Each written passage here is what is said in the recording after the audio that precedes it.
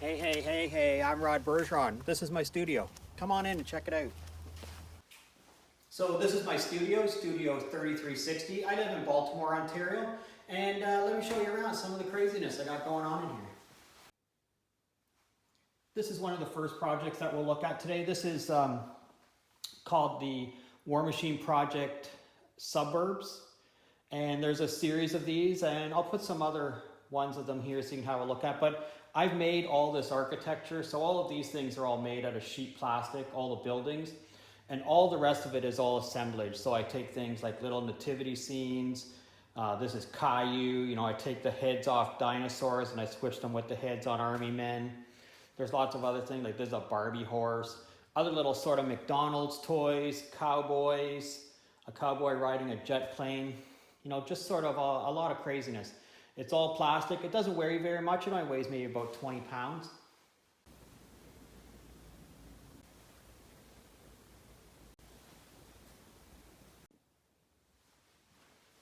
This is another one of my crazy creations. This is an extension of the War Machine projects.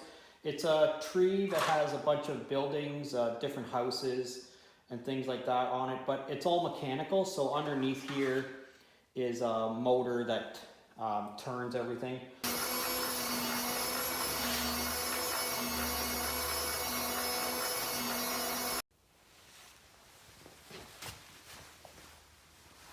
This is another project of mine. This is called Robot Home Movies, and I'll put a link up above here to Robot Home Movies. But basically it's about a family of robots that are brought to life by a mad scientist. And a lot of craziness. So it's just sort of about if robots took on human qualities, what would that look like?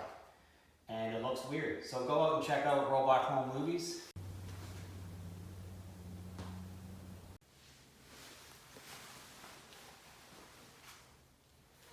This is another one of the War Machine projects. Again, this is all plastic. This is actually a piece of garden sculpture that was broken, and then I've just put a bunch of different craziness on it. It has lots of different cars and trucks and animals. Again, little dinosaurs with the dinosaurs with army men heads, army men with dinosaur heads, and there's a monkey riding a train. Just a bunch of different craziness.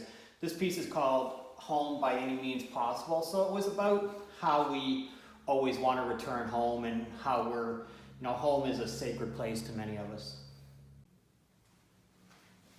This next group of projects is miniature little tree houses that I'm building. So I'm trying to imagine the 10-year-old Rod, and what would the 10-year-old Rod want a tree house to look like.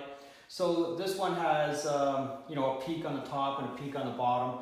This is something that I've used many times, as I showed you before in the War Machine project. I had lots of buildings that had 2 peaks. But this one I'm just trying to imagine what it would be like to be a kid again and build a treehouse.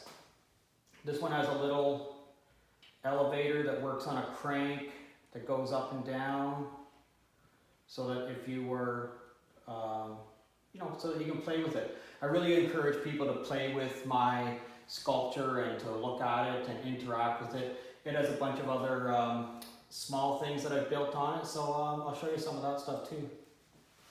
I love the shadows that these things make on the walls. This one has lights inside of it. It's all lit up in the inside with LEDs. And I've handmade all this stuff, like this pulley and the crank and the elevator. This is all made just out of little bits of wood, stuff like this is a paint stir stick. These are shims from shimming a window, and this is another piece of a paint stir stick, some old bamboo. And I just figure out how to glue it all together. And I just try to have fun with it. I try to have fun with all the sculpture that I make.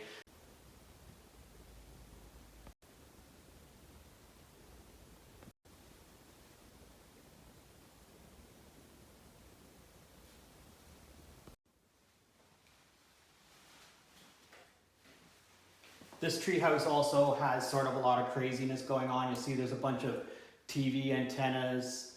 I guess kids today wouldn't even know what a TV antenna is, would they? So there's a little swing, so there's a ladder that you would climb down to get down to the swing, and then there's a little hook that you would use to grab to pull the swing over to yourself. There's other ladders that are in different places to take you from level to level.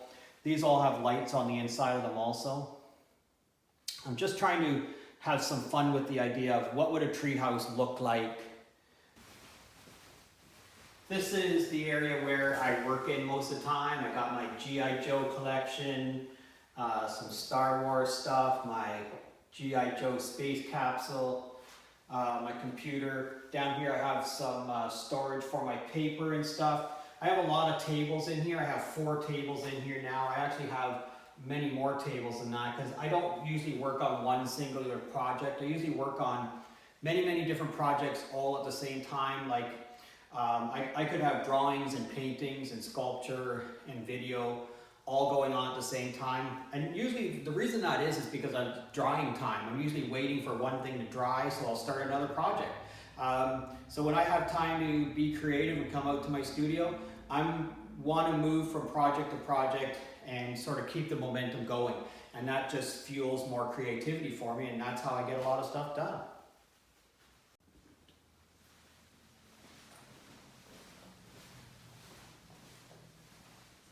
So I really have 4 tables set up here. This is my main work table.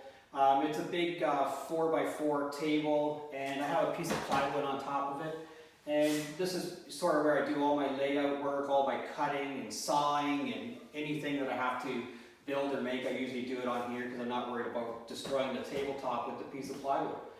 This is the current project that I'm working on, which is another one of the Treehouse projects. This one is going to have, this one's much more intricate than the other ones, but yeah, so this is where I do the majority of my work.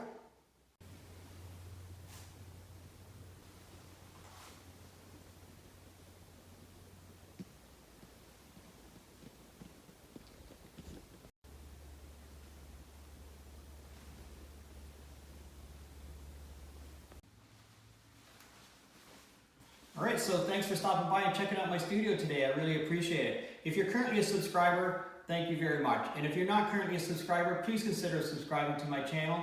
I really do appreciate it. Thanks for stopping by, and we'll see you again next time.